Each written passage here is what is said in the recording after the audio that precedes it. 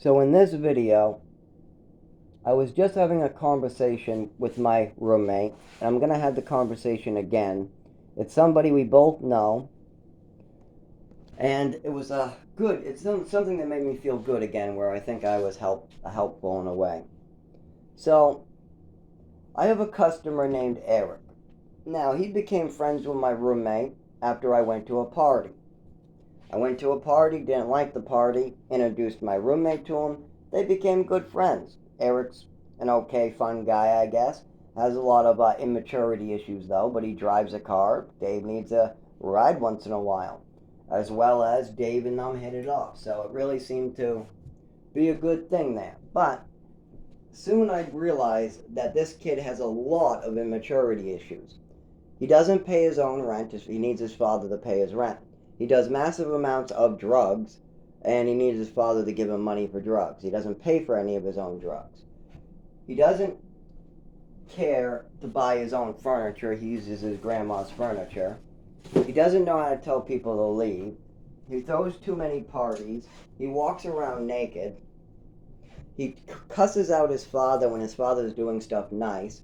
His father pays and does everything financial for him. He does not work or have a job. When he does work and get a little side job, like doing like pickups for like Finger Hut or no, what not Finger Hut? What's that? Like Grubhub places or the driving Uber or whatever. He got fired from that job and only used the monies for his own uses, not for rent or anything responsible.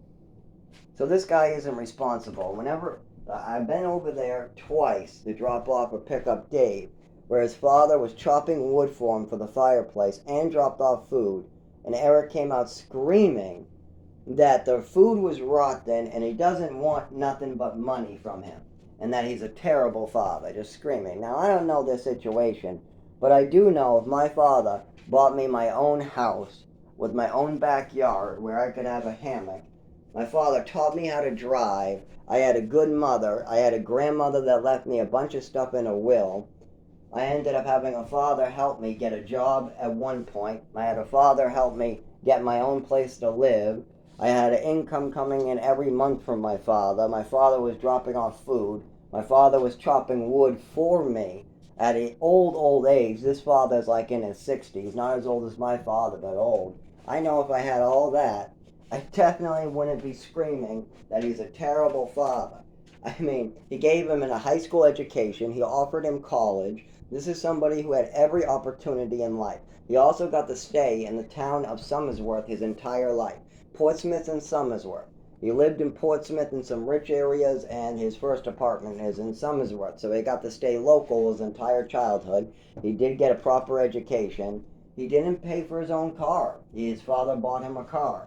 And yet this guy, who's only a couple years older than me, so he's probably like 35 now, is whining. Police are arresting him for indecent exposure, saying it's all his father's fault for everything because his father doesn't give him enough money. So anyways, I became friends with the father instead of the kid. My roommate, who was 84, became friends with Eric, and I started talking to David. I think the father's name is David as well. So David started talking to Eric, and I started talking to Eric's father, David. Now, one time, he said, I really think I'm a good father. And I said, you are. He goes, I wish one of you guys would tell Eric that. I said, I do. But do you care to hear a young person's advice? And his father says, actually, I'd love to hear it from your point of view. You've seen Eric do drugs, right? I said, yes, I have. It's not the drugs I would do. I used to be an opiate addict, and that was my drug of choice, and I'm still on buprenorphine with naloxone when it's an opiate blocker. But yes, I know all about those issues. He goes, and I'd love to hear your point of view, because all I hear is Eric crying that everything's my fault. I go, okay. Here's what you need to do, and here's what is really your fault, and it's not. It's not your fault at all. I said, you got to let Eric fall. When you push a bird out of a nest to fly, if your bird falls on the ground and doesn't fly, you're a human being, so you can bring them back up to the nest and reload them from another try. So what I would suggest is to let Eric fall, learn how to take responsibility for his own finances, keep that trailer, the house with the yard in your name, maybe even live in it yourself, I don't know. But keep that. Have Eric pay for everything on his own. He'll fail terribly over and over. But always be there. He loses his car, get him another car. But he's sleeping. Remember, you're making him live in his car. He gets a job in an apartment but loses the apartment because he's not making enough money at the job. Well, that's another good step. He's getting close. After he's kind of learned how to do his own things and how life works when you're living on your own, moving from place to place, keep on offering a place to pick yourself up. But when he's ready, then bring him back to grandma's house and give him his inheritance back and say, here you go. But don't let him burn the place down, have drug addicts there. No, I mean, obviously, Eric is a very problematic person that has not tackled any of his problems or learned any responsibility. When I had the opposite problem, I was having to be an adult at the age of 7 years old. I was going across country at the age of 7 with a neurological disorder. I was experiencing overdoses and having to just live with it. I had missed 4 grades of education and then got dropped in a grade and had to learn how to catch up to the other kids. I never learned how to drive, and even if I did learn how to drive, I would have been a danger to other people, so I had to take responsibility for my own health conditions. Most people aren't mature enough to do that at my age of 20, 18 years old. I really wanted to drive, I still do. And I still am going to drive, but I need to handle a neurological disorder. But waiting to make sure other people are safe, to make sure I wouldn't go to jail, and only what do I lose? I lose my own safety, I lose my profit by not driving. It's more dangerous for me to be walking in the cold on the side of the road, for me. But if I'm in a car, it's more dangerous to everybody else. And so, I made a very responsible choice.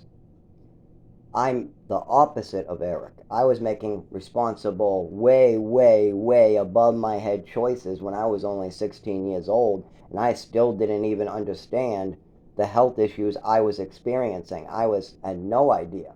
All I knew was my mother was a complete lunatic. My father didn't care that she was a lunatic. I didn't spend much time with my father, and everything was completely upside down. And I got traveled around the country a lot. I have a lot of health issues, something seriously wrong with me, and I'm disabled, but not quite sure how I'm disabled. But yet everybody tells me I'm disabled. But then also people say my mother's crazy, and other people say maybe I'm not so disabled, and it's just all a mess.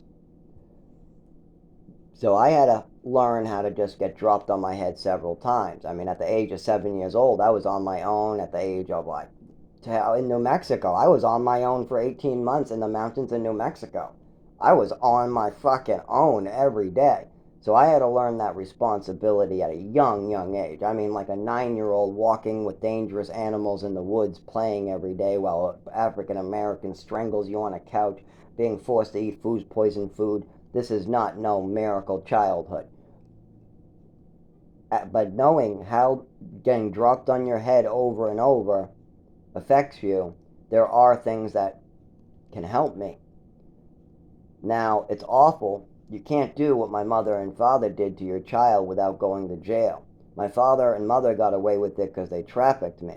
They had enough money to keep on moving me around, and they had enough money to pay psychiatrists to give a bunch of cover stories. As well as my mother hid her mental illness even though the family all knew about her going nuts. So they all knew something was nutty about her, but they all had their different opinions. It was, oh my God. Oh, just too much.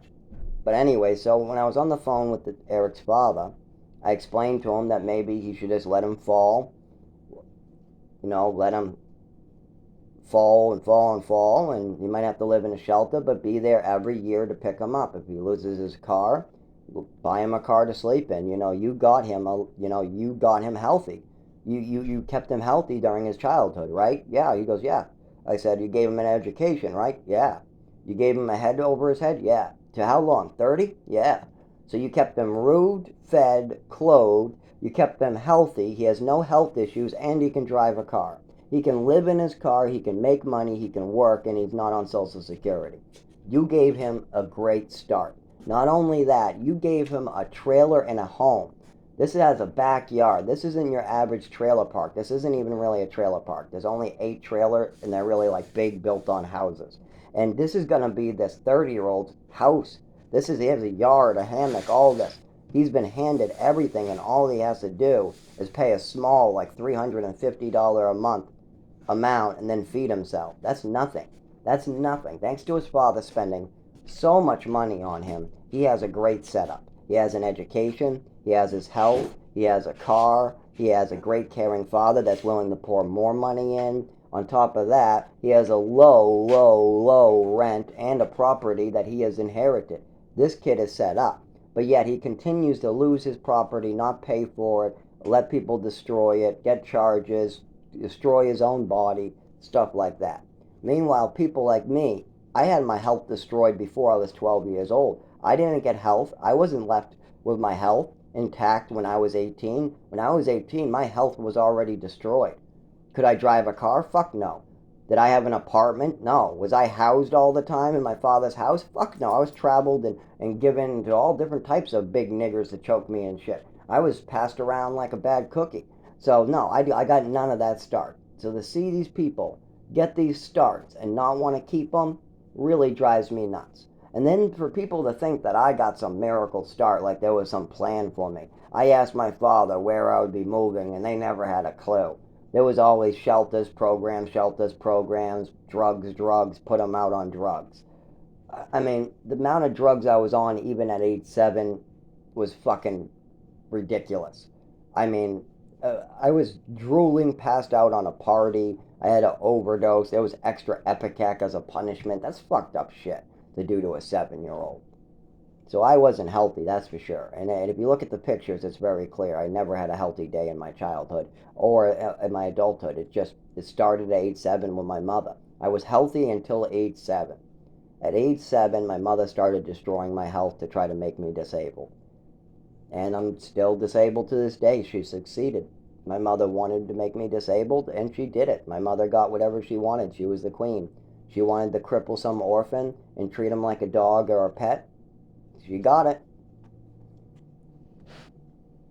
So, yes, I told the father that maybe he should let him fall a couple times and then start back over where they are now. And that's the only advice I could give him. And yes, the kid actually failed and he's in jail right now. The father didn't listen. He just kept on paying his son's bills. Eventually, he cut off paying his son's bills. The son was going to lose the home, so the father started paying it again, but then the son got arrested, so now the place is empty. So yeah, there's a bunch of crazy shit there. I think the best thing to do would have been let him fall. He doesn't have the money to pay for his trailer, then the father takes it over. It's the father's trailer now. If the father's paying for it, you could sell it. Sell it to the father and then buy it back. There's a bunch of opportunities there. But they're not my opportunities. I was hoping to buy that trailer off of them, but it's way out of my price range, and honestly, they need that for their own son.